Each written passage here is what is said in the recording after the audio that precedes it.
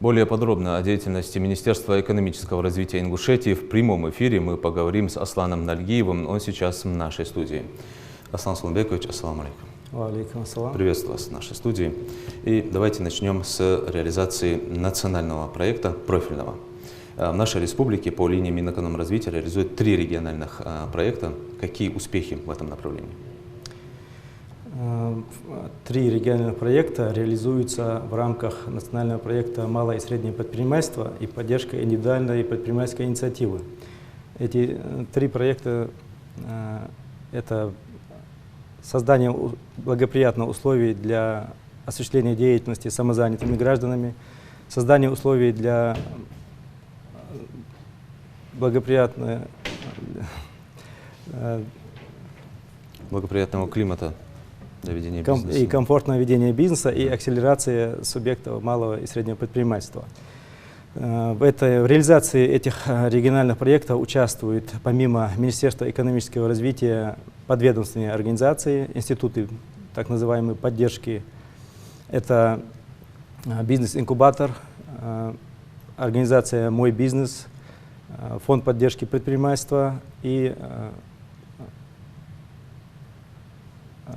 еще один институт, это по поддержке экспортоориентированных предприятий, Центр поддержки экспорта. В ходе реализации этих проектов достигнуты определенные успехи.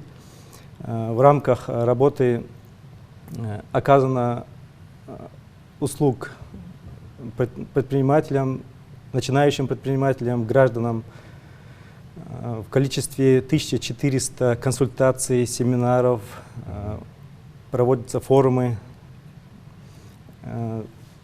По линии фонда поддержки предпринимательства выдаются кредиты, микрокредиты в размере до 5 миллионов рублей на срок до 3 лет. Так уже за первое полугодие этого года выдано порядка 10 кредитов. Это для старта бизнеса, да, дается? Для старта бизнеса и для уже расширения уже действующего. Развития. Для лиц, которые хотят вывести свою продукцию на экспорт, соответственно, Центром экспорта проводятся консультации и деловые контакты с зарубежными потенциальными партнерами для того, чтобы можно было свою продукцию реализовать за рубеж, на экспорт.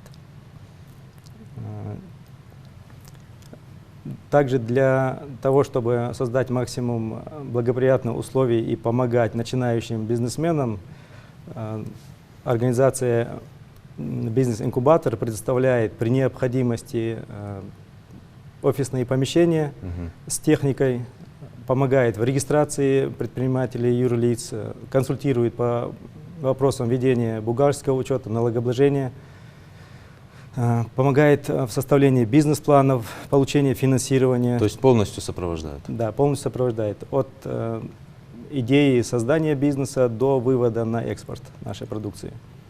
Отлично, отлично. Как вы уже сказали, благодаря всем этим мерам поддержки, и кроме этих мер поддержки еще на законодательном уровне мы поддерживаем наших бизнесменов. Вот в прошлом году был принят закон по уменьшению ставки налога по упрощенной системе налогообложения. По СКФО это в нашем регионе самый лучший режим, потому что мы уменьшили ставку в 3 раза. Было 6%, мы установили 2%. То есть и тем самым увеличили долю занимающихся бизнесом? Да, и увеличилась доля занимающихся этим бизнесом. Этой мерой уже воспользовалось порядка 1000 лиц, предпринимателей. Это повлекло выводу из тени тех бизнесменов, предпринимателей, которые были ранее в тени. С иных регионов к нам уже благодаря тому, что у нас создается такой благоприятный климат, уже перешло в течение, вот с момента, как мы приняли этот законопроект, на сегодняшнее число порядка 50 организаций перешло к нам, чтобы воспользоваться этим режимом. С иных режимов налогообложения перешли на упрощенную систему. Таким образом, у нас благодаря всем этим мерам постоянно увеличивается количество субъектов МСП. Как было уже вами сказано, мы находимся на 4-м месте по России по динамике увеличения численности МСП. Хороший результат.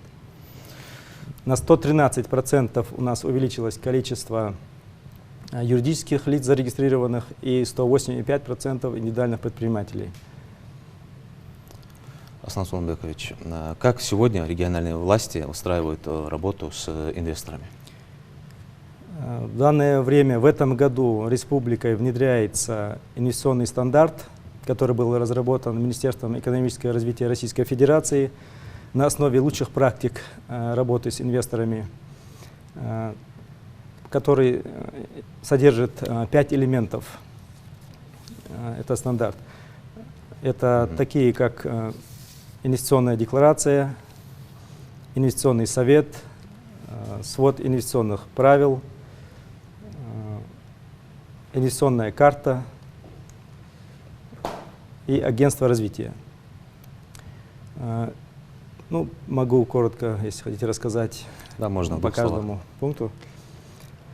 Инвестиционный совет создан при главе Республики Ингушетия Махмуд Али Калиматова. Он непосредственно возглавляет этот совет. Он создан для того, чтобы можно было оперативно решать все вопросы, возникающие проблемы, разрешать в досудебном порядке при работе с инвесторами возникающие вопросы, оперативно реагировать на проблемы, что также улучшает инвестиционный климат.